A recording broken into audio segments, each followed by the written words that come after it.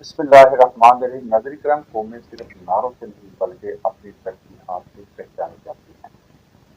किस भी मुल्क के हुक्मरान बजट बनाते हैं तो कौमी एजाज़ात तस्लीम करते हैं, तो दरअसल वो आने वाली नस्लों के लिए अपनी तरजीहात का ऐलान कर रहे होते हैं।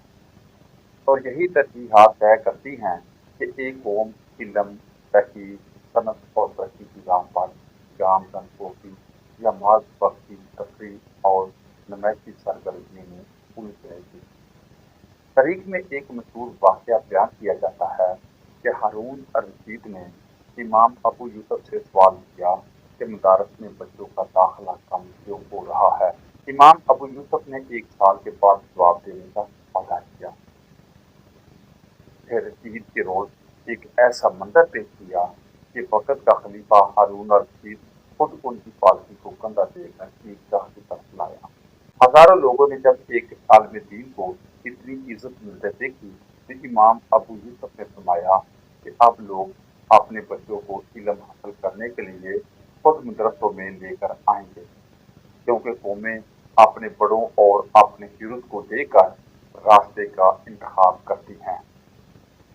यही असूल आज भी जिंदा है। अगर किसी माशरे में इल्म, तहकीक, तालीम और करदार को इज़्ज़त मिलेगी तो नौजवान उन शोबों की तरफ आएंगे। अगर शोहरत, तारीफी और वक्ती मकबूलियत को सबसे बड़ा मकाम दिया जाएगा तो नई नस्ल भी पुरसिमत होगी। हालिया बरसों में कौमी एजाज़ात की तरतीब पर नजर डालें तो मालूम होता है कि फ़नून, लतीफ़ा और तफरीह शोबों से वाबस्ता अफराद की तादाद नुमाया रही है, जबकि साइंस, तालीम और दीनी उलूम के शोबों से वाबस्ता अफराद की तादाद नहायत महदूद रही है। इससे यह सवाल जन्म लेता है कि हम आने वाली नस्लों को किस रास्ते पर गामजन देखना चाहते हैं। यही सूरत-ए-हाल बजट में भी दिखाई देती है। पार्टी बजट 2026 और 27 में बेनज़ीर इनकम सपोर्ट प्रोग्राम के लिए 838 अरब मुख्तस किए गए, जबकि तालीम और सेहत के लिए रकूम इसके मुकाबले में नहायत कम दिखाई देती है। तरक्की प्रोग्राम के लिए 1126 अरब रुपए रखे गए, लेकिन रोजगार के लिए कोई जामिया और बड़ा पैकेज सामने नहीं है। सवाल ये पैदा होता है कि अगर नौजवान को मियारी तालीम ना मिले, सेहत की सहूलत दस्तयाब ना हो और रोजगार का मुनासिब मौका ना मिले तो वो मुस्तकिल बुनियादों पर अपने पाँव पर कैसे खड़ा होगा। इस सारे मंजरनामे का सबसे बड़ा मुतासर वो मजदूर है जो सुबह से शाम तक मेहनत करता है और महीने के 40 से 45 हज़ार बड़ी मुश्किल कमाता है। हुकूमती अदाद-ओ-शुमार में शायद मईशत बेहतर हो रही है, लेकिन ज़मीनी हकीकत इस मजदूर के घर से ज़्यादा मुआवजा कहीं नजर नहीं आती। रोज़मर्रा की अशिया पर लगने वाले बिलवास्ता टैक्स इसकी आमदनी का बड़ा हिस्सा निकल जाते हैं। बिजली के बिल, पानी के अखराजात और पेट्रोल की कीमतें इसकी कमर तोड़ चुकी हैं। बच्चों की तालीम, बीमारी की सूरत में इलाज और समाजी जिम्मेदारियों के बाद उसके पास इतनी रकम नहीं बचती कि वो अपने खानदान की इज्जत के साथ 2 वक्त की रोटी फराहम कर सके। यही वो तबका है जो रियासती निज़ाम का असल बोझ उठाता है।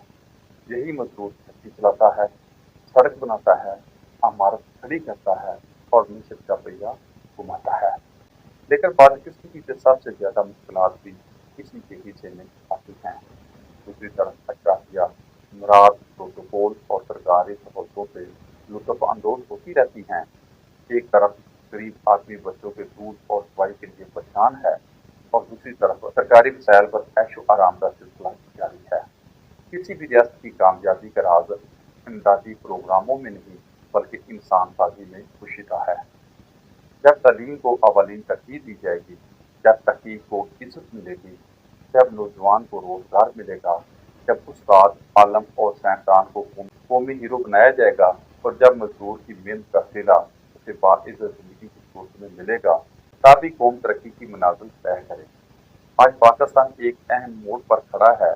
फैसला सिर्फ हुक्मरानों ने नहीं बल्कि पूरी कौम ने करना है कि आया हम अपनी तवानाई मुस्तकिल तरक्की के ज़राए पर सर्फ करना चाहते हैं या वक्ती इक़दामात और नुमाइशी कामयाबियों पर इत्तेफाक करेंगे।